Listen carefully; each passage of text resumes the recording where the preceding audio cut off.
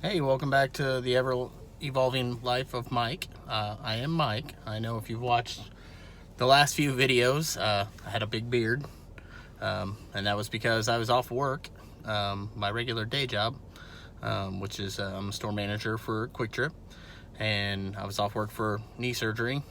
So while off, I grew a beard, but Quick Trip does not allow us to have beards, so bye bye beard. Uh, little irritation from the shave today, but it's all good. So that's kind of what I want to talk about today. Was I liked my beard, and I think I looked good with my beard, and I got a lot of compliments on my beard, but work won't allow it.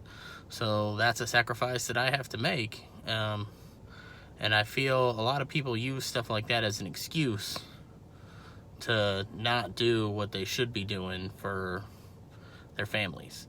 Thank God I've never had to, suffer too mightily a loss or anything like that. But there have been times where I lost my job, and I was working full time at McDonald's to make money to provide for my family. And I feel like in this country right now we're lacking big time a sense of pride in ourselves and in our accomplishments, and just overall in general. A lot of people think that working at McDonald's, or even I hear people, oh, you work at a gas station, they kind of put that kind of stuff down. Man, working at Quick Trip, when I worked at McDonald's, that put food on the table, that kept the electricity on. Sometimes those are the things you have to do. Yeah, you might have been a executive or a manager at a big company or whatever, but layoffs happen, you lost your job. Don't just sit around and wait for that next executive position or that next manager position.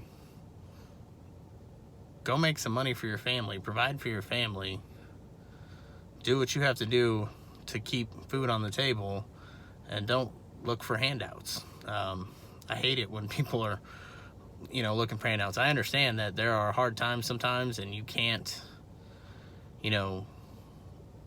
get by without some help, and I have no problem helping those people.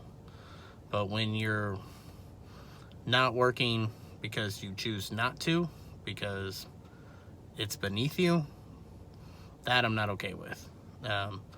Any job, no matter what it is, it's a job. It gives you money. It helps you provide for your family. So whatever you have to do to provide for your family, do it.